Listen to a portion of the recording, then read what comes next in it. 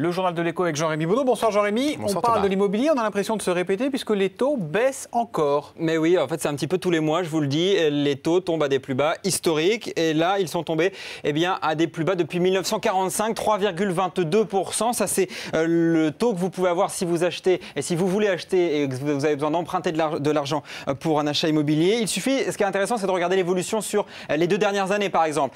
Il faut se souvenir que fin 2008 on était au-dessus des 5%. On est passé, vous voyez, hop, jusqu'à 3,22%. Le bon côté, c'est que pour les acheteurs, ça donne un meilleur pouvoir d'achat. Le mauvais côté, c'est que la baisse des taux comme ça provoque, et notamment à Paris, une envolée des prix. Mais la bonne nouvelle, elle est peut-être aussi pour les gens qui ont déjà un prêt immobilier. C'est peut-être le moment de le renégocier, tout simplement. Oui, mais alors, quand même, est-ce que c'est le bon moment d'acheter? Parce que ça fait des mois que vous nous dites, oh là là, c'est bien, ils sont au plus bas, ça va finir par remonter. Et boum, boum, boum, ça continue à dégringoler. Alors, c'est pas forcément le moment d'acheter, puisque ce que je vous disais, c'est qu'effectivement, ça a tendance à faire augmenter les prix. Par contre, cette histoire de renégociation de prêt, ça c'est quand même très important et ça peut vraiment aider beaucoup de gens. Déjà, il faut savoir que ça va pas être facile, puisque les banquiers en général n'ont pas forcément envie de vous faire ce type de fleurs. Il faut faire jouer la concurrence. Voilà, et donc il faut passer soit par un courtier, soit faire jouer la concurrence. Après, il y a plusieurs éléments à observer, on va les regarder rapidement. Il faut déjà qu'il y ait un écart de taux entre au moins 1 point ou 0,7 points, ça c'est selon les sources. Ça veut dire qu'entre votre prêt à vous et le taux du marché, il faut qu'il y ait cet écart. Il faut qu'il y ait encore beaucoup d'intérêts à régler. Il faut qu'il y ait encore au moins 50 000 € de capital. Ça c'est pourquoi? C'est parce qu'en fait tout ça, cette renégociation, elle va coûter de l'argent. Il y a des frais, beaucoup de frais. Et donc il faut exactement, il faut que tout ça se soit un petit peu compensé.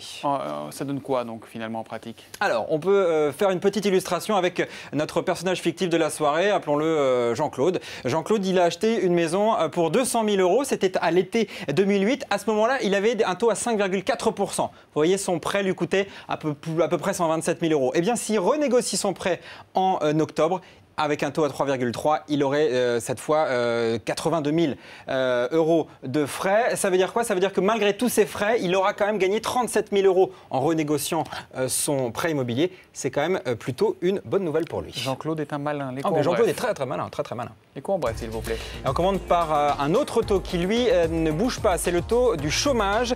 Pas de changement pour le taux de chômage. Selon l'INSEE, on est toujours à 9,3% de la population active. Du côté du ministère du Travail, on assure que le nombre d'inscrits à Pôle emploi est en très forte baisse au mois d'octobre. Aujourd'hui, s'est ouverte l'OPA de l'Allemand Axel Springer sur le groupe seloger.com. L'Allemand propose 34 € par action, soit un petit peu plus de 550 millions d'euros. Un prix insuffisant pour le site français d'immobilier. Selon plusieurs sources, Seloger prépare une contre-attaque et cherche un chevalier blanc pour faire monter les prix. Et puis rarement, un discours de Jean-Claude Trichet n'avait été aussi attendu par les marchés financiers. Le patron de la BCE a confirmé que les mesures d'urgence seront maintenues. La BCE va continuer à soutenir les banques. Elle prolonge de 3 mois son dispositif de refinancement. Des annonces qui ont apparemment apaisé les marchés, surtout à Paris, qui s'est refait une petite santé en hausse de 2,1%. Le Dow Jones était aussi plutôt bien orienté.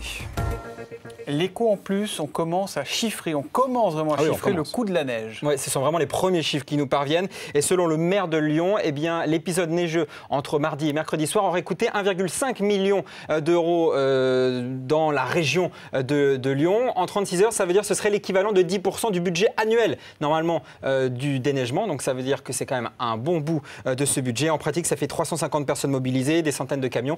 Bon, ce sont des chiffres préliminaires. On aura certainement beaucoup d'autres détails à venir. Continue et à la tomber. neige continue de tomber. Comme vous ne l'ignorez pas et comme on le verra ensemble dans la deuxième partie de ce QG. Dans un instant, on sera également en Côte d'Ivoire.